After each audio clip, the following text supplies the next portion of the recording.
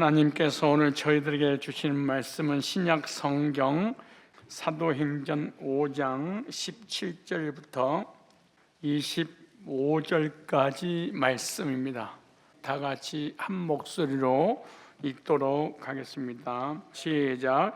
대제사장과 그와 함께 있는 사람, 즉 사두개인의 당파가 다 마음에 시기가 가득하여 일어나서 사도들을 잡아다가 옥에 가두었더니 주의 사자가 밤에 옥문을 열고 끌어내어 가로되 가서 성전에 서서 이 생명의 말씀을 다 백성에게 말하라며 저희가 듣고 새벽에 성전에 들어가서 가르치더니 대제사장과 그와 함께 있는 사람들이 와서 광야와 이스라엘 족속의 원로들을 다 모으고 사람을 옥에 보내어 사도들을 잡아오려 하니 간속들이 가서 옥에서 사도들을 보지 못하고 돌아오 말하여 가로되 우리가 보니 옥은 든든하게 잠기고 지킨 사람들이 문에 섰으되 문은 열고 본즉 그 안에는 한 사람도 없더이다니 성전 맡은 자와 제사장들이 이 말을 듣고 우혹하여 이 일이 어찌 될까 하더니 사람이 와서 고하되 보소서 옥에 가두었던 사람들이 성전에 서서 백성을 가르치더이다. 아니 20절 읽겠습니다. 20절 시작. 가서 성전에 서서 이 생명의 말씀을 다 백성에게 말하라며 이 20절을 중심해서 생명의 말씀을 전하라 라는 제목으로 말씀을 증거하도록 하겠습니다. 예수님 오시기 전 시대를 구약시대, 예수님이 오시고 난 이유를 신약시대 이렇게 구분을 합니다. 예수님 오시기 전에 기록된 성경을 구약 성경, 예수님 오시고 난 이후에 기록된 성경을 신약 성경, 그렇게 해서 66권이 되었습니다. 예수님이 오시기 전 구약 사람들은 어떻게 구원을 받았을까요? 특별히 구약에 살았던 사람들 중에 하나님이 택함받은 백성들이 있는데 이스라엘 유대 땅에 살고 있는 유대인들, 이스라엘 백성들이겠죠. 이스라엘 백성들을 열방 가운데 택하셔서 하나님의 자녀로 세워주셨습니다. 그래서 이스라엘 백성들은 하나님의 선민인데 하나님의 선민들이 예수님이 오시기 전에 어떻게 구원을 받았을까요? 성경에서는 아담 이후의 모든 인간은 원죄를 가지고 태어났기 때문에 그 원죄 문제를 해결하는 유일한 길은 예수 그리스도 외에는 없습니다. 그래서 예수님이 오시기 전에 하나님께서 구약의 이스라엘 백성들을 향해서 뭐라고 말씀하시냐 그러면은 내가 메시아 그리스도를 너에게 보내줄 건데 그 예수님 오시면 너희들의 죄를 대신 짊어지시고 십자가에 피 흘려 죽으심으로 너의 원죄 문제를 해결해 주시고 그리고 영원한 천국으로 인도하실 것이다 라고 말씀을 하셨기 때문에 구약의 이스라엘 백성들은 오실 메시아를 바라보고 죄산받고 그러게 돼서 우리처럼 구원을 받게 되었습니다. 그런데 오늘 본문에 등장한 유대인들은 오실 메시아를 바라보지 않고 하나님께서 삶을 어떻게 살아야 될 것인가에 관한 말씀으로 십계명을 주셨는데 하나님의 백성들에게 백성답게 살라고 그리스도인이니까 그리스도인답게 살라고 십계명을 주셨는데 그들은 그 십계명을 오해를 해서 십계명을 지켜서 행위로 구원받으려고 했던 사람들이 이스라엘 백성들이고 유대인들이었습니다. 얼마나 불쌍하고 안타까운 일이겠습니까? 율법을 줬더니 율법을 지켜서 부모님이 자녀 되려고 했던 사람들이 유대인들이었습니다. 오늘날도 유대인들이 많이 있겠죠. 율법을 지켜서 행위로 구원받으려고 하는 모든 사람은 이 시대에 유대 땅에 살고 있는 이스라엘 백성들과 동일한 신앙을 가지고 있다 그 말이죠. 그들은 오실 메시아를 바라보지 않았습니다. 뿐만 아니라 예수님이 오셨어도 예수님을 믿지 않고 율법을 지켜서 행위로 구원받으려고 했습니다. 유대인들이 기다렸던 메시아 예수님이 오셔서 십자가에서 구속을 이루시고 속죄의 새 언약을 주심으로 누구든지 예수님 믿기만 하면, 생명의 말씀을 듣고 믿기만 하면 구원받은 놀라운 은혜가 주어졌음에도 유대인들은 복음을 받아들이지 않았습니다. 율법을 지키는 행위로 구원받으려고 하다가 결국 멸망의 길로 갔던 불쌍한 사람들이 유대인들이었습니다. 그런 유대인들에게 사도 바울이, 또 신약의 사도들이, 오늘 본문에도 사도들이 복음을 전했습니다. 사도들이 사도행전 1장부터 13장까지 복음을 전했던 대상은 유대인들이었지 이방인이 아니었습니다. 이방인들에게는 사도행전 10장과 13장에서 본격적으로 이방인들에게 복음을 전하기 위해서 사도 바울이 쓰임을 받게 되죠. 그러면 오늘 본문에 복음을 전했던 대상은 누구냐? 유대인들이었습니다. 그래서 유대인들에게 복음을 전했더니 많은 영혼들이 구원받았는데 하루에 3,000명, 5,000명이 복음으로, 유대인들이 율법을 떠나서 율법으로 해결할 수 없어서 복음을 듣고 의롭게 돼서 구원받게 되는 그런 은혜를 경험하게 되죠. 그런데 이런 대부흥의 역사가 일어나자 유대인들 가운데 종교 지도자들이 나와서 구약의 율법을 무시한다면서 핍박을 하기 시작을 했죠. 요즘도 율법주의자들은 어떻게 예수 믿고 구원받고 하나님 자녀 되어 영생 얻을 수 있냐?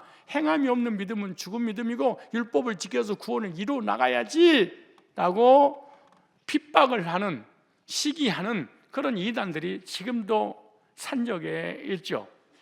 그래서 오늘 본문에 이렇게 말하는 17절에 대제사장과 그와 함께 있는 사람, 즉 사두개인의 당파가 시기하여 옥에 가두는 그런 내용인데요.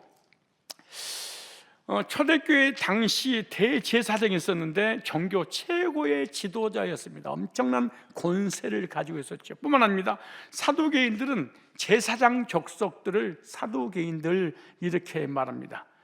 그 당시 여러 부파들이 있었는데 죽은 자의 부활을 믿지 않는 사두개파 제사장, 하나님께 제사를 드리면서 예배를 드리고 하나님 섬기는데 부활을 믿지 않았습니다. 또 하나의 파가 있는데 이것은 바리새파인데, 바리새파는 부활을 믿긴 믿었는데 율법을 지켜서 행위로 구원받으려고 하는 율법주의에 빠져버리고 말았습니다. 율법을 줬더니 율법을 지켜서 구원받으려고 하는 율법주의자가 되고 말았어요. 이들은 하나님을 열심당원으로 열심히 섬겼던 사람들입니다. 열심히 특심이었던 사람들이죠. 그래서 사도들은 오순절 마가의 다락방에서 약속의 성령을 받고 구원받고 난 이후에 생명의 말씀을 전할 때 성령께서 역사해서 복음의 역사가 폭발적으로 일어날 때 종교 지도자들이, 바리새파, 사두개파 대제사장들이 그 권력을 가지고 이 사도들을 시기하여 사도들을 감옥에 가둔 첫 번째 사건이 오늘 본문에 등장을 하게 됩니다. 그런데 그때 어떤 역사가 일어났냐?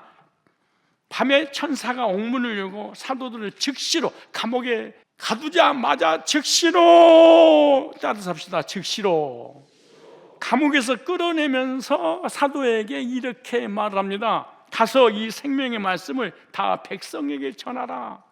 사도행전에서 우리의 마음을, 우리의 가슴을, 우리의 믿음을 가장 뜨겁게 하는 그 성경이 오늘 본문입니다. 영혼을 죄와 사망에서 구원하는 유일한 길이 뭐냐? 복음을 전하는 거 외에는 없습니다. 사도들은 복음 전파를 가장 큰 사명으로 알고 복음 전파에 헌신을 했습니다. 복음의 사명을 감당할 때 옥문이 열리는 기적을 체험하게 됩니다. 우리 인간 스스로 옥문을 열 수 없는데 하나님의 기적 같은 역사로 옥문을 열어주셨는데, 열어주신 그 이유에 대해서 5장 17절로 20절에 이렇게 말합니다. 생명의 말씀을 전하라, 이렇게 당부를 했습니다. 그래서 오늘 본문 말씀의 제목이 생명의 말씀을 전하라 라는 제목입니다. 생명의 말씀은 도대체 어떤 말씀이기 때문에 감옥에서 끄집어내자마자 생명의 말씀을 전하라고 했을까요? 생명의 말씀을 전해서 드리면 첫 번째로 영원한 생명을 얻는 말씀이기 때문에 그렇습니다. 우리 인간의 일시적인 육신의 생명이 아니라 영원히 죽지 않는 천국에서 영원히 사는 생명의 말씀을 백성들에게 전하라. 여기 18절로 19절 이렇게 말합니다. 사도들을 잡아다가 옥에 가두었더니 주의 사자가 밤에 옥문을 열고 끌어내어 가로되 가서 성전에 서서 이 생명의 말씀을 다 백성에게 말하라며. 그동안도 생명의 말씀을 전하다가 유대인들의 시기로 인해서 감옥에 갇혔는데 다시 이들을 감옥에서 건져내자마자 생명의 말씀을 전하라 이렇게 말씀하셨어요. 그러니까 사도들이 어떻게 하죠? 생명의 말씀을 전하러 가는데 어떻게 전하느냐? 5장 21절에 이렇게 말합니다. 저희가 듣고 이 말씀을 받자마자 새벽에 성전에 들어가서 가르치더니, 새벽에 감옥에서 건져냈는데 집에 가서 씻지도 가족들 볼 쉴 틈도 없이 새벽에 전했습니다. 새벽에 건져줬더니 새벽에 가서 전했습니다. 자기 인생의 삶에 어떤 안락한 것은 전혀 누리지 못한 그 상태에서 새벽에 건져줬더니 새벽에 즉시로 가서 이렇게 말합니다. 이 생명의 말씀이 도대체 무엇이기에 목숨을 걸고 이 생명의 말씀을 전했을까요? 도대체 생명의 말씀을 전하게 되고 그걸 듣게 되면 어떤 일이 벌어지기에 그렇게 급박한 상황에서 이 생명의 말씀을 전했고 전하라고 말씀하셨을까요? 우리는 도대체 생명의 말씀하고 무슨 관련이 있기에 관련이 없기에 아무런 반응이 없을까요? 생명의 말씀은요 희한한 일입니다. 듣고 믿기만 하면 영적으로 허물과 죄로 죽은 영혼이 살아납니다. 에베소서 2장 1절로 이제 여러분이가 허물과 죄로 죽었던 너희를 살리셨도다. 생명의 복음의 말씀을 전해서 듣기만 하면은 온죄의 문제가 해결됩니다. 죄인을 예수님께서 죄 없다고 의롭게 해주시는 말씀입니다. 그리고 죄 때문에 심판을 받게 되는데 심판이 면제되고 지옥 갈 사람이 천국 가게 됩니다. 평생 동안 마음에 평강도 안식도 행복이 없는 사람에게 이 생명의 말씀을 전해 듣게 되면 의와 평강과 희락이 넘치는 은혜를 경험하게 되는 것입니다. 이 생명의 말씀을 들으면 영생을 얻기 때문에 급박한 상황에서 생명의 말씀을 전해라. 그리고 생명의 말씀을 제자들이 전했습니다. 그래서 이 생명의 말씀을 영원한 말씀이다, 영생의 말씀이다 라고 요한복음 5장 24절에 예수님이 직접 말씀하셨어요. 내가 진실로 진실로 너에게 이르노니 내 말을 듣고 또 나 보내신 이를 믿는 자는 영생을 얻었고 듣고 믿으면 영생을 얻었고 들려주지 않으면 믿음을 가질 수 없고 믿음을 가질 수 없으니까 죄산 받고 의롭게 돼서 영생을 얻을 수 없는데 기도해서 구원받은 것이 아니고 찬양해서 구원받은 것이 아니고 율법을 지켜서 구원받은 것이 아니고 인간의 행위로 의롭게 되는 것이 아니라 해방의 소식을 들려만 주면 자유를 찾는 것처럼 영적인 죄와 사망에서 자유를, 율법에서 자유를 얻을 수 있는 유일한 길은 너의 날 때부터 죽을 때까지 지금 모든 죄를 십자가에서 해결해 놨다 2000년 전에 들려만 다오, 전해만 다오, 들으면 영생은 말씀입니다. 내가 진실로 진실로 너에게 이르노니 내 말을 듣고 또 나 보내신 이를 믿는 자는 듣고 믿는 자는 영생을 얻었고 심판에 이르지 아니하나니 사망에서 생명으로 옮겼느니라. 이 생명의 말씀이 뭐냐? 복음입니다. 이 복음을 사도 바울은 로마서 1장 16절에 이렇게 말씀했습니다. 내가 복음을 쪽팔리게 생각지 아니하노니. 여러분, 우리가 왜 복음을 전하지 않을까요? 왜 예수를 자랑하지 않을까요? 복음이 창피해서 그랬어요. 복음이 창피하고 복음이 하찮고 복음이 후sup고 복음이 쪽팔리니까 절대로 복음을 전하지 않는 거예요. 즉 복음을 만난 적이 없습니다. 복음의 가치를 모르기 때문에 복음을 전하지 않는 거예요. 그런데 사도 바울은 이렇게 말합니다. 내가 복음을 부끄러워하지 않으니, 이 복음을, 왜 복음을 부끄러워하지 않는 이유가 뭐냐? 그 이유는 모든 믿는 자에게 구원을 주시는 하나님의 뭐가 됩니다? 능력이 됩니다. 들려만 주면 구원받게 되는, 영생 얻는, 생명을 얻는 능력이 됩니다. 여러분, 복음으로 구원받았어요? 근데 복음을 전할 때 창피하세요? 부끄럽세요? 예수가 쪽팔리세요? 그래서 전자 핸드폰 가지고 다니면서 성경도 당당하게 못 가지고 다니세요? 나는 예수쟁이가 아니야. 나는 예수 믿긴 믿는데 쪽팔려서 어쩔 수 없이 이 핸드폰 속에다 성경 가지고 다니면서 지도새도 모르게 살짝 예배드릴 때만 봐. 예수가 쪽팔리십니까? 예수가 창피합니까? 여러분의 죄와 사망과 지옥과 심판에서 건져주신 그 위대하신 최고의 가치가 되신 그 주님이 그렇게 부끄럽습니까? 내 사랑하는 주님을 소개하기가 그렇게 부끄럽습니까? 사람들에게. 바울이 이렇게 말합니다. 내가 복음을 부끄러워하지 않아. 왜냐? 이 복음이 나를 구원했고 이 복음을 전할 때 많은 영혼들이 생명의 길로 가기 때문에 나는 복음을 부끄러워하지 않는다 그래요. 그래서 이 복음을 듣고 믿음은 구원을 받는데, 놀라운 것은 우리 성경을 찾아보실래요? 왜 한국교회와 여러분과 또 여러분 주변에 구원의 역사가 일어나지 않는 이유에 대해서 사도 바울은 로마서 10장에 써놨습니다. 먼저 볼까요? 로마서 10장 17절을 먼저 한번 읽어보세요. 로마서입니다. 로마서 10장 17절 다 같이 한 목소리로 읽습니다. 시작.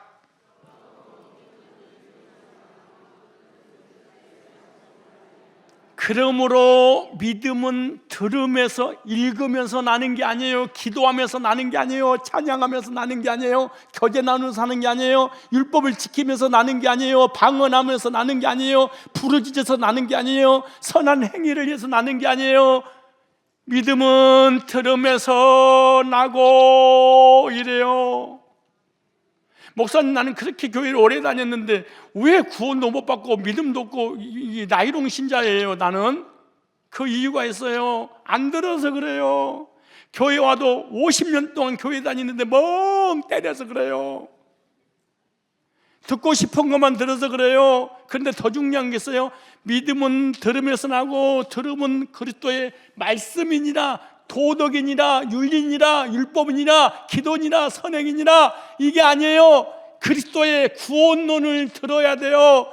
죄산받은 의롭게 되는 영생 얻는 말씀을 들어야 돼요. 믿음은 들음에서 나고 들음은 그리스도의 말씀으로 말미암으니라. 구원의 복음을 듣고 믿을 때 구원의 증거는 뭐냐? 복음이에요. 내 믿음의 증거는 복음이에요. 내 믿음의 가치는 복음이에요. 그런데 왜 믿어서 구원의 역사가 일어나지 않는 이유가 뭐냐? 이걸 성경에서는 뭐라고 기록되어 있느냐? 10장 이렇게 말합니다. 잘 보세요. 15절에 이렇게 까꿀로 거슬러 한번 읽어볼까요? 보내심을 받지 아니하였으면 어찌 전파리요? 그러니까 하나님께서 나를, 저 영혼 생명 살리라고 보낸 적이 없어. 그런데 어떻게 복음을 전하겠느냐? 하나님이 나를 만나준 적이 없어. 하나님께 내게 부탁한 적이 없어. 하나님이 나에게 명령 내린 적이 없어. 그런데 내가 명령을 받들어 복음을 전하겠느냐? 근본적으로 너를 내가 만나준 적이 없는데 예수를 소개할 수 있겠느냐? 예수가 누군지 모르는데 예수를 전할 수 있겠느냐? 이렇게 말해요. 잘 보세요. 그다음 뭐라고 그러니까? 보내심을 받지 아니하였으면 어찌 전파리요? 그 다음 보세요. 14절에 까꿀로 전파는 자가 없이 어찌 들으리요? 누가 복음을 전해줘야 되는데 들어. 근데 전파는 자 없어 듣지 못해. 듣지도 못하니까 어찌 말이요? 믿으리요. 근데 믿지 못하는데 어찌 부르리요? 13절에 주의 이름을 부르는 자는 구원을 받는데 어떻게 구원을 받으리요? 그러네요. 순서를 보니까 하나님께서 고강정 목사를 성산교회 성도들에게 네가 만난 생명의 복음을 전하라 라고 명령을 내렸어. 그래서 제가 생명의 복음 말씀을 순종해서 전했어요. 전했더니 여러분이 들었더니 믿어서 구원을 받았어. 구원 받았더니 구원 받았다고 주의 이름을 불렀어. 전파하는 자가 없이 어찌 들이. 왜 여러분, 여보 교회 가자, 한 번만 가자, 우리 교회 부탁해. 아니 얘들한테 용돈 주면서 야 교회 한 번 갈래? 왜 그런 줄 아세요? 들으면 구원받기 때문에 그런 거예요. 들으면 구원받으니까 한 번만 들어봐 그런 거예요. 왜? 믿음은 들으면서는 안 들으니까 구원받지 못하는 거예요. 들어야 구원받는 거예요. 그런데 전파하는 자가 없는데 어찌 들으리요? 듣지도 못하니 어찌 믿으리요? 믿지 못하니 어찌 부르리요? 부르지 못하니 어떻게 구원을 받으리요? 이렇게 말합니다. 생명의 말씀을 들으면 반드시 거듭남의 은혜를 경험하게 됩니다. 볼까요? 베드로전서 1장 23절입니다. 너희가 거듭난 것이, 중생한 것이, 다시 태어난 것이, 하나님께로부터 태어난 것이, 속사람이 영적으로 허물과 죄로 죽었던 거 영원히 새 생명을 얻는 이것이 썩어지 씨로 언더라인, 썩어지 씨로 된 것이 아니오. 그 다음에 썩지 아니야. 씨가 두 가지가 있어요. 썩으시, 썩지 아니야. 씨로 된 것이니. 여러분이 지금 살아있는 육신 있죠? 썩을 놈이야. 우리 엄마가 내가 조금 잘못하면 이 썩을 놈아, 이 썩을 놈아 이렇게 저한테 말씀을 욕을 했는데, 욕으로 한 것이 아니고 성경 말씀 많이 읽어서 보니까 우리 엄마는 무신론자였는데 어떻게 성경을 많이 알았는지 몰라. 썩의 씨로 된 것이 아니요, 썩의 씨가 썩은이 아니야 씨예요. 하나님의 살아있고 항상 있는 말씀으로 되었느니라. 그러므로 모든 육체는 불과 같고 이 썩의 씨는 불과 같고 그 모든 영광의 불의 꽃과 같으니 풀은 마르고 꽃은 떨어. 여러분요, 젊어서 10대 때 진짜 예뻤죠, 우리 권사님들. 근데 10대 때 찍은 사진을 여러분 70대 그 프로필에 올리면 곤란해. 그러니까 소년들이 전화 오고 문자 오고 사귀자고 그러죠. 이거 갖다가 뭐예요? 썩어가고 있다. 썩의 씨라 그래. 사람이 20대만 지나버려 썩어버려. 결혼이 몇 살 때 해야 되냐면 18살 때부터 25살 때 채워야 돼. 그러기 전에는 이미 노화가 시작되는 거야. 그 사람하고 하는 거예요, 썩은 사람하고. 근데 살다 보면 계속 썩어져 가는 것만 봐. 왜 하루하루가 자고 이러면 썩었지, 이렇게가. 왜 썩었지? 옛날 그리워하지 뭐 완전히 썩어가. 얘기 나오잖아요. 썩을 놈, 썩었대. 여러분 얼굴 보세요. 여러분이 아침에 저녁에 거울 보고 싶지 않을 거야. 환장을 일을 거야. 이거 고치면 이게 삐져나고, 이거 고치 저게 나고, 저거 삐지면 코가 나고, 눈을 고쳤더니 코가 이상하고, 코를 고쳤더니 턱이 이상하고, 턱이 고쳤더니 볼이 이상하고, 볼이 이상하고, 여기가 삼겹살이 깨이고, 전국적으로 뜯다가 해치우다가 성형하다 끝나버려. 이게 몸에 썩을 몸이. 그런데 중요한 것은 이 말을 하려고 그러는 거야. 썩을 몸이 썩기 전에 생명의 말씀을 듣고 구원받으라. 썩기 전에, 죽기 전에. 죽어버리면 연옥이 없어요. 죽어버리면 연옥에다가 천국으로 가고 지옥으로 가고 결정하지 않아요. 내세 중간이 없어요. 죽으면 천국에 지옥에 결정돼. 근데 언제? 살아있을 때 이래요. 그래서 썩을 씨는 결과적으로 반드시 죽는 겁니다. 죽기 위해서 우리 태어난 거잖아요. 근데 썩지 아니할 씨가 있는데, 이 말씀이 생명의 씨, 영생의 씨, 영원히 죽지 않는 영생의 씨입니다. 썩어질 씨를 가지고 있는 육체가 살아있는 동안에 생명의 말씀을 통해서 얻은 생명은 절대로 썩지 않는 영원한 것입니다. 그러니까 우리의 육체가 살아있는 동안에 영생의 말씀을 들어야 되는데, 들으려면 누가 전해줘야 되지. 그래서 한 번 구원받고 영원한 생명을 얻으면 영원히 사는데, 이 영원한 생명은 취소가 되지 않아요. 그래서 요한복음 10장 28절에 예수님이 직접 말씀하신 거예요. 내가 너희에게 저희에게 영생을 주노니 영원히 구원이 취소가 되지 않아요. 이단들은 구원이 취소된다고 가르치는데, 율법주의자는 구원이 취소가 되는데 성경 한 절도 없어요. 사기당하는 거예요. 사기꾼한테, 이단들의 이 바리새파들한테 당하고, 이 시대의 바리새파한테 내가 너에게 영생을 주노니 영원히 멸망치 아니할 때요 또 저희를 내 손에서 빼앗을 자가 없느니라. 저희를 주신 내 아버지는 많이보다 크시며 아무도 아버지 손에서 빼앗을 자가 없느니라. 그러면 무엇이 영생 얻게 하는 영원히 사는 생명의 말씀일까요? 오늘 본문 베드로전서 1장 25절까지 읽어야 됩니다.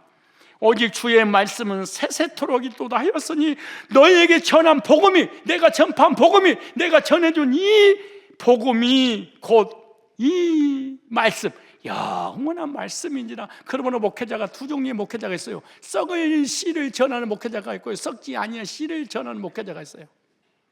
썩을 씨를 전하는 목회자는 일시적인 잘 먹고 잘 사고 방언하고 예언하고 환상 보고 입신하고 이상한 짓거리에서 육신이 행복하게 살자, 그 말이야. 근데 이 세상을 떠나는 날 썩지 않는 영원한 생명의 씨 복음을 전하는 목회자가 있겠죠.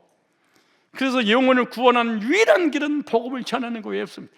구원받은 유일한 길은 복음을 듣는 거 밖에 없습니다. 그래서 고린도전서 1장 21절에 이렇게 말합니다. 하나님의 지혜에 있어서는 이 세상에 자기 지혜로 하나님을 알지 못하고, 이 세상의 천재도 IQ가 500이어도 스스로는 성경을 깨닫고 스스로 하나님을 구원의 길을 할 수 없다. 죄 문제 해결하는 길이 알 수 없다는 거야. 그래서 하나님께서 전도의 미련한 것으로 믿는 자들을 구원하시기를 기뻐하셨도다. 예수 믿고 구원받은 성도들 통해서만 구원의 길을 열어주셨다는 거예요. 하나님도 복음을 전파할 수 없고요, 천사들도 복음을 전파할 수 없고, 구원받은 성도들을 통해서만 구원의 역사가 일어난다. 오늘 본문이 이렇게 말하는 거예요. 그러므로 여러분들이 실제로 구원을 받은 적이 있다면 여러분을 통해서 구원의 열매가 반드시 일어나야 되는 것입니다. 이 생명의 말씀을 우리가 가지고 있다는 것이 우리 삶의 인생에 있어서 최고의 복인 줄 믿습니다. 왜냐? 영혼을 구원하려면 생명의 복음의 말씀이 있어야 되는데, 영혼을 구원하는 생명의 말씀을 하나님께서 저희들에게 주신 줄로 믿습니다. 복음을 들려주는 것이 영혼을 살리는 것이고 영원한 길로 인도하는 것입니다. 여러분, 하나님의 백성들이 복음을 전하다가 시기하여 감옥에 갇히게 됐는데 즉시로 꺼내주신 것은 이유가 있었습니다. 생명의 말씀을 전하라. 빨리 부모님 만나고 가족을 만나고 이 땅에서 사업하라고 직장을 살라고 돈 열심히 벌고 행복하게 살아라 라고 꺼내준 게 아니에요. 인생의 문제를 왜 해결해 줬냐? 생명의 말씀을 전해서 영혼을 구원해라. 하나님이 우리를 왜 거듭나게 한 줄 아세요? 이 땅에 잘 먹고 잘 살라고 거듭나게 한 거예요? 아니에요. 생명의 말씀을 전해주라. 네 가족들에게, 네 친지들에게, 네 이웃들에게. 네가 아는 사람에게 지옥에서 갑니까? 두 번째입니다. 생명의 말씀인 복음을 전하는 것은 구원받은 성도에게 주신 사명입니다.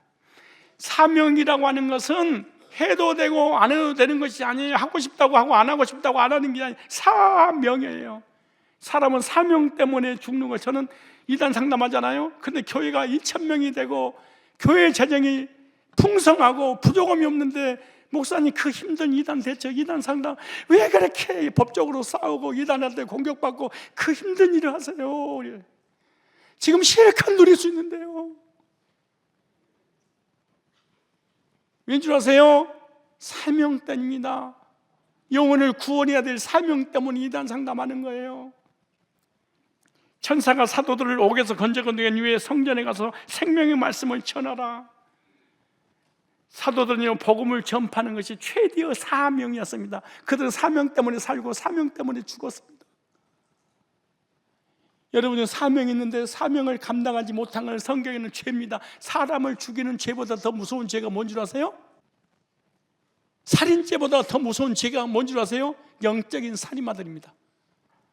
내가 복음만 전해주면 지옥 가지 않고 천국 가는데 알고도 전하지 않아. 이걸 성경에 야고보서 4장 17절에 한번 찾아보실래요? 야고보 4장 17절에 사람이 선을 행할 줄 알고도 행하지 아니하면 죄니라. 복음을 전해주기만 하면 그 영혼이 생명을 얻고 영생 얻는 것 알고도, 저는 들어서 믿어서 구원받았어 알고도 율법을 지킨 것도 아니고 선행한 것도 아니고 기도해서 구원받은 거 아니고 누가 들려줘서 단번에 구원을 받았으면서 알고도 전해주지 않으면, 여러분, 내가 암이 걸렸는데 어떤 약을 먹고 암에서 나섰어요. 근데 내 주변에 암이 걸린 사람이 있어요. 근데 어떤 약을 먹었더니 나섰어. 말만 해주면은 그 사람도 암에서 해방되는데 안 알려줘. 이걸 죄 그렇게 말하는 거예요. 어떤 사람이 낭떠러지 떨어져서 한 발만 내디면 죽는데 거기 난간입니다. 떨어지면 죽습니다. 스탑! 알고도 스탑시키지 않는 거, 이걸 성경에서는 죄 이렇게 말하는 거예요. 근데 우리는 정말로 근본적인 죄는 생각하지 않고 사람이 도덕적인 죄를 졌냐 윤리적인 죄를 졌냐 지가 지은 자범죄에다가 인생을 끝나버려요. 잘난 척, 똑똑한 척, 의로운 척은 더럽게 하는데 정말로 우선이 뭐지 차선이 뭐지 전혀 모르고 종교인이 되고 만 거예요. 선을 행하고도, 선을 알고도 행치 아니하면 뭐가 되니라? 죄가 되니라. 우리가 복음을 듣고 믿어서 사망에서 구원받고 생명의 말씀을 가지고 있는데, 그래서 가만히 있으면 안 됩니다. 복음을 가지고 전해야 됩니다. 천사가 사도들을 감옥에서 건져내고 온 이후에 생명의 말씀을 다 백성이 전해라 라고 사명을 주었는데 5장 21절 이렇게 말합니다. 사도들은 감옥에서 나오자마자 즉시로 성전에 가서 생명의 말씀을 가르치더니, 우리도 구원을 받았다면 즉시로 구원의 복음을 전해줘야 됩니다. 그런데 복음을 전하다 다시 감옥에 가뒀습니다.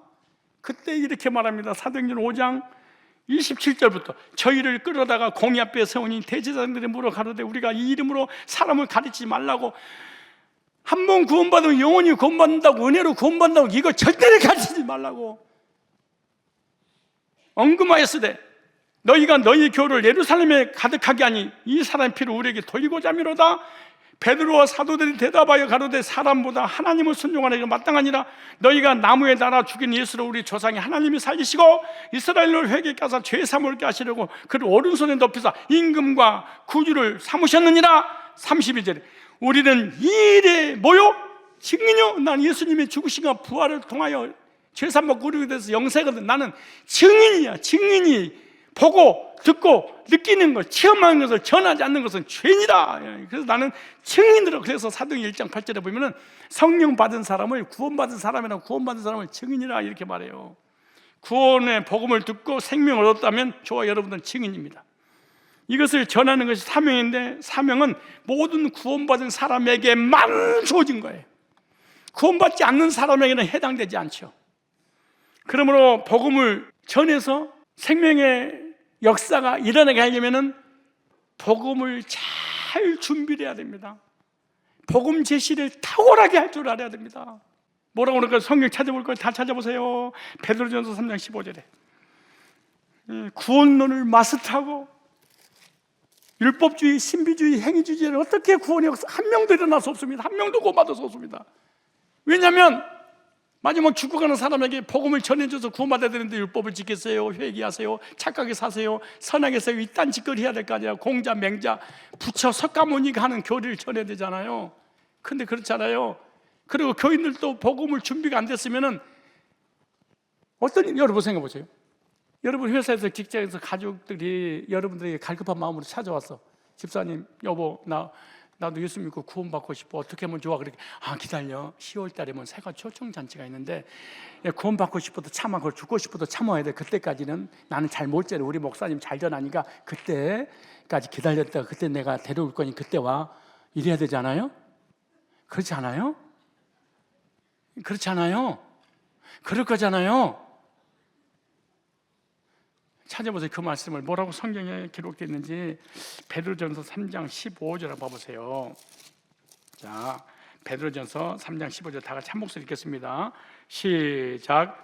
너희 마음에 그리스도를 주로 삼아 거룩하게 하고 너희 속에 있는 소망에 소망에 관한 이유를 묻는 자에게 대답할 것 항상 예비하되 온유와 두려움으로 하고.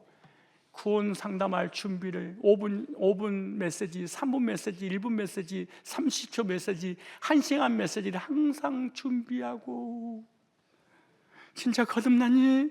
그런 거듭남의 메시지를 전해서 그 영혼도 구원받을 수 있도록 준비해야 되지 않겠니? 이단이 거짓교리에 빠졌어요. 준비하지. 그들의 교리를 대체해서 구원받게 하지. 나한테 좋은 차를 누가 사줬어. 뭘 익혀야 돼요? 운전기술을 익혀야 하고 준비를 써야지 좋은 차도 탈 수 있지. 근데 보세요, 준비하고 있어라. 그런데 우리는 수십 년 동안 교회를 다니는데 예수에 관한 얘기를 할지 몰라. 교회를 다니고 앉아있어도 만나요. 판단하고 비판하고 정지하고 저거는 맞아, 저거는 틀려. 이런 악한 짓거리만 하지 복음을 제시해서 영혼을 살릴 수 있는 준비는 전혀 안 된 상태에서 머리만 커가지고, 그런 동안에 내 자녀들 다 지옥 가버리고, 내 부모님들 지옥 가고, 내 친지들 다 지옥 보내는 일이 벌어져요. 인사하세요. 교회 오래 다니는 거 잘난 체 하지 마시오. 나는 여러분보다 홀랐습니다. 왠 줄 아세요? 여러분들은 영혼들에게 복음 전해서 구원의 길로 인도하지 못하지만, 여러분이 아무리 잘나고 똑똑해도 의사만큼 못하는 거예요. 의사가 아무리 무식하고 멍청하고 죄를 져도 여러분도 홀라는 거예요. 왜? 죽어가는 사람 살릴 수 있거든요. 아무리 목회자가 부족해도 여러분보다 홀라요. 왠 줄 알아요? 영혼을 살리는 목사이기 때문에 그런 거예요. 여러분 아무리 착하고 똑똑하고 난리 버거지 펴도 영혼에게 복음 전해서 살릴 수 없다면 전혀 준비가 안 된 사람이죠. 그래서 이렇게 말하는 거예요. 다시 한번 읽어보세요. 너희 마음에 그리스도를 주로 삼아 거룩하게 하고 너희 속에 있는 소망이 관한 이유, 천국 가는 그 소망이 관한 이유를 누가 물어보면은 즉시로 알려줘야 되지 않겠냐 이건. 아니면 어떻게 돼요? 구령 상담 훈련을 받아서 전문가가 돼야 되겠지. 그런데 그다음 보세요. 선한 양심을 가지라. 이는 그리스도 안에 있는 너희의 선행을 욕하는 자들로 그 비방하는 일에 부끄러움을 당하지 않게 하려니라. 선의 행함으로 고난받는 것이 하나님 뜻일진데 악의 행함으로 고난받는 건 아니라. 무슨 말이냐? 복음을 준비해서 전해서 그 영혼을 구원받으려면 세상에서 직장생활, 사회생활, 회사생활, 학교생활할 때 불신자하고 싸우지 마라. 여러분요, 불신자들하고 막 싸우고 모가지를 잡고 머리를 끌어당기고 난리치면서 다음 주 주일인데 교회에서 보자? 기가 막힐 일이야. 여러분은 하나님 자녀를 포기한 거예요. 영혼을 구령하는 걸 포기하는 거예요. 불신자들한테 인상을 쓰면 안 되고요. 불신자하고 싸우지 말고 오래 참아 관용으로 베풀어야지. 복음을 전할 때 그 영혼이 구원받는데 우리가 불신자들보다 성질이 더 더러우면 되겠어요? 불신자가 여러분을 향해서 혹시 그런 거 아니에요? 쟤 건들지 마라. 좀 무서운 집사야. 저 장로 건들면은 비 맞아도 사망이야. 큰일 나. 무서운 사람이야. 저 사람들 대단한 사람들이야. 우리 불신자는 예수쟁이 앞에 꼼짝 못해. 이렇게 소문나면 되겠어요? 그렇게 말하는 거예요. 두려움으로 와라. 복음을 전하는 것은 성도의 최대의 사명입니다. 만민에게 가서 복음을 전파하라. 모든 족속에 가서 복음을 전파하라. 땅끝까지 복음을 전파하라. 땅끝까지 복음이 전파하는 이후에 그때야 끝이 오리라. 우리의 목표가 복음 전하려는 마음이 불타서 누구를 만나든 복음을 주저없이 전할 수 있는 사람이 되어야 됩니다. 디모데후서 4장 1절에 이렇게 말합니다. 너는 말씀을 전파하라. 시간 있니? 전파하라. 시간 없니? 핑계 대지 마라. 범사에 오래 참아라. 불신자에게 좀 참아라. 오래 참아라. 불신자에게. 그래야지 생명의 말씀을 전할 때 그 생명의 말씀을 듣고 믿어서 구원받고 하나님 앞에 돌아오게 되지. 여러분이 불신자한테 화내고 싸워버리고 티격태격 하잖아요. 한 사람도 하나님을 돌아오지 못할 뿐만 아니라 한 사람, 내 주변에 있는 사람 한 사람 빠지고 다른 교회도 못 가게 하는 거예요. 다 지옥 보내버리는 거예요. 예수님 이름으로, 집사 이름으로, 장로 이름으로, 목사 이름으로 내가 다 지옥 보내버릴 거야. 왠 줄 아세요? 나의 악의로 인하여서 예수를 떠나버려. 예수쟁이. 아유, 진짜. 오늘 본문에 천사가 옥문을 열고 성전에 가서 생명의 말씀을 전하라 이렇게 말합니다. 왜 그랬을까요? 천사들은 구원을 시킬 수 없으니까. 왜 그랬을까요? 하나님은 구원시킬 수 없으니까. 복음이 전해질 때 그 복음을 타고 성령께서 구원을 시킬 수 있지만은 누가 전해주는 복음이 없는데 성령께서는 역사할 수 없습니다. 복음이 전해지지 않은데 성령께서 역사했다? 이건 귀신이 들어가는 거예요. 이거 신비주의라 그렇게 말하는 거예요. 이게 무당 부닥거리라 그렇게 말하는 거예요. 디모데후서 4장 1절에 이렇게 말합니다. 하나님 앞과 산자와 죽은 자를 심판하시 그리스도의 앞에서 그의 나타나실 것과 그의 나를 두고 엄히 명하노니 시간이 있어도 전해라, 시간이 없어도 전해라. 절대로 복음을 전하는 데 있어서는 핑계를 대지 마라. 사명입니다. 여러분, 무엇을 위해서 살 겁니까? 무엇을 먹을까, 입을까, 마실까? 이거는 짐승이 나는 거예요. 개, 돼지들이라는 거예요. 사람은요, 개, 돼지처럼 사는 게 아니에요. 특별히 불신자는 그렇게 살아도, 왜? 구원받지 못한 불신자는 다 이 땅의 전부니까. 그러나 거듭난 사람이 이라면 천국을 소망하고 천국을 위해 살고 천국을 위해서 준비하고 천국에 함께 가도록 사명을 감당하는 삶을 살아야 돼. 이런 그리스도인들이 큰 상 빠진 그리스도인이야. 정말로 존경하고 싶은 그리스도인. 마지막 세 번째입니다. 왜 옥문을 열어주시냐? 사명을 위해서 옥문이 열렸습니다. 사도들은 복음 전하다가 잡혀서 감옥에 갇혔어요. 사도들 스스로 감옥에서 나올 가능성이 전혀 없어요. 근데 천사가 와서 밤중에 옥문을 열어주는데 기적이 나타났습니다. 근데 천사가 왜 옥문을 열어주셨을까? 5장 18절에 사도들을 잡아다가 옥에 가두었던 주의 사자가 밤에 옥문을 열고 끌어내어 가로되 가서 성전에 서서 이 생명의 말씀을 다 백성에게 말하라며. 왜 옥문을 열어주셨을까요? 생명의 말씀을 전하라. 왜? 감옥에 있으면 못 전하니까. 전할 대상이 없으니까. 사람 만나야지 그 사람들에게 복음을 전해서 구원받게 될 거 아닙니까? 그래서 옥문을 열어주신 목적이 복음을 전하라고. 디모데후서 4장 17절에 육신의 건강을 바울에게 주셨어요. 왜 주셨냐? 건강을, 복음을 전하라고 이렇게 말해요.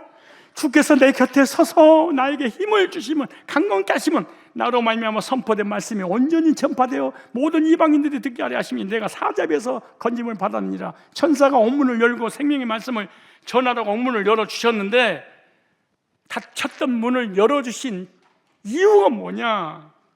오늘 우리들로 적용하면 우리의 삶의 건강의 문제, 질병의 문제, 가정의 문제, 직장의 문제, 자녀의 문제, 사업의 문제, 부부의 문제 해결해 주신 이유가 뭐냐? 복음 전하라고. 절대로 아멘 할 일 없지. 왜? 관심이 없으니까. 예수에 관심이 없는데 무슨 아멘 하겠어요?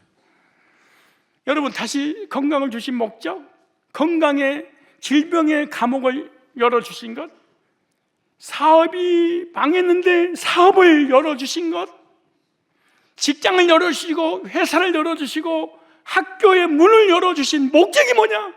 복음을 전하라고. 왜 여러분 건강해야 돼요? 왜 여러분 하나님 건강 달라고 기도하세요? 왜 사업 잘 되게 해달라고 기도하세요? 왜 자녀 달라고 기도하세요? 왜 복 달라고 기도하세요? 무당이세요? 불교세요? 사입이세요? 성경이 딱 하나입니다. 목적이 있다. 복음 전해라고. 그래서 우리에게 건강 주시고 물질 주시고 은혜 주시고 복 주시고 평강 주신 것은 왜냐? 복음을 전하라고 그런 거예요. 여러분 외모 보니까 아름답죠? 왜? 못생긴 사람이 복음을 전하면 사람이 거부 반응을 일으키니까 우리의 외모를 아름답게 해준 거예요. 우리의 지식, 우리의 재능, 우리의 탤런트. 그렇게 여러분 목적 없는 우리의 신앙은 심각한 문제가 있어요. 이걸 기복신앙이라고 그래요. 이걸 우상숭배라고 그러는 거예요. 이걸 번영신앙이라고 하는 거예요. 하나님이 왜 이 자리에 보내셨을까? 왜 이 회사에 보내셨을까? 왜 이 회사로 이직하게 하셨을까? 왜 이 학교에 보냈을까? 왜 하나님이 이 중요한 직분을 나에게 주셨을까? 왜 이 사업의 문을 열어주셨을까? 생명의 말씀을 전하라. 오늘 이 시간 이 장소 이 사람을 왜 하나님이 나를 만나게 주셨을까? 생명의 말씀을 전하라.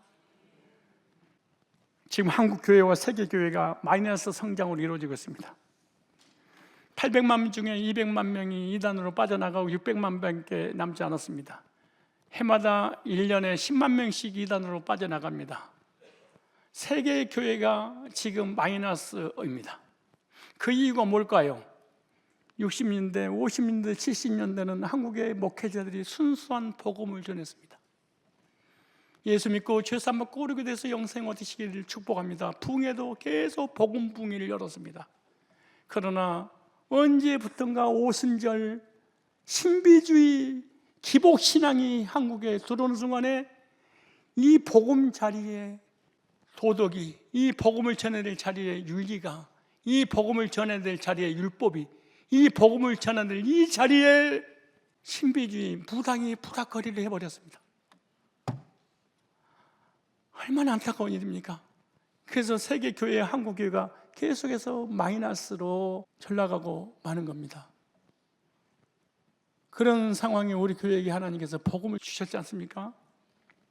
복음을 전해서 영혼들이 하나님을 돌아와 구원받은 역사가 일어나게 되는데, 그 일에 우리 교회를 쓰시려고 교회를 부흥시켰고 여러분들을 복음으로 초청을 하신 것입니다. 왜 꼭 이렇게 기도할 때요 무조건 신앙생활 하지 말고요, 하나님 앞에 무슨 부탁드릴 게 있으면 왜라고 질문하세요. 그런 느낌표라도 가지세요. 왜 너 시집 가려고 그래? 왜 장가 가려고 그래? 왜 건강해야 돼? 왜 사업이 잘 돼야 돼? 왜 좋은 회사에 다녀야 돼? 왜 직장 다녀야 되는 거야? 왜? 라고 주님이 물으시면, 그리고 하나님 왜 너 부자가 되려고 하니? 라고 할 때 생명의 말씀을 전하려고 합니다. 그럼 여러분 갇혔던 온문이 열리기 시작할 것입니다. 지금 기도하면 그러세요.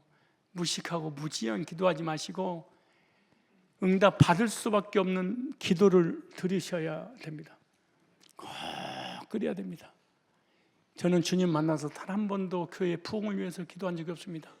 세계 선교를 위해서 기도한 적이 없습니다. 물질 달라고 기도한 적도 없고요, 이 건강 달라고 기도한 적 없고, 뭐가 잘 되게 해달라고 기도한 적이 없습니다. 딱 하나, 하나님이 열어주시는 대로 만나기만 하면은 복음을 전했던 건 딱 하나입니다. 하나님, 이 지구상 목사들 중에 가장 논리적이고 효과적이고 복음 제시에 탁월한 목사로 저에게 복음을 주시고 지혜를 주옵소서. 하나님, 학자같이 깨닫고 학자같이 듣고 학자같이 말하게 하옵소서. 하나님 말씀이 하나도 땅에 떨어지지 않고 성취되는 역사가 일어나게 하여 주옵소서. 사물이 사는 날 동안에 하나님 말씀이 다 성취된 것처럼 하나님 이 종을 통하여 강단에서 선포된 이 말씀이 그대로 성도들에게 성취되게 하여 주옵소서. 하나님 말씀은 살았고 운동력이 있어 좌우에 낯설었던 컴포터 예리의 영과 홍감 및 고소 간지를 찔러 또이까지 하며 마음의 생각과 뜻을 감찰. 강단에 선포된 말씀이 성도들 심령 속에 찾아가서 성도들을 변화시켜 구원의 은혜를 경험하게 하옵소서. 이 기도했더니 교회가 붕대고 선교장이 열리고 살이 너무 많이 쪄서 이번에 15kg 뺐고, 왜 여러분들이 구해야 될 것은 나는 완구하고 여러분이 안 구할 것은 나는 구하는데 응답은 여러분을 못 받고 내가 받았을까요? 왜 옥문을 열어주셨는가? 생명의 말씀을 전해라. 왜 옥문을 열어주시냐? 복음을 전할 사명이 있기 때문이다. 왜 옥문을 열어주셨냐? 하나님이 천사는 전할 수 없다. 구원받은 너만 전할 수 있는 거야. 생명의 말씀을 전해서 영원한 천국으로 인도하는 하나님의 복된 자녀들이 다 되시기를 주님의 이름으로 축복합니다.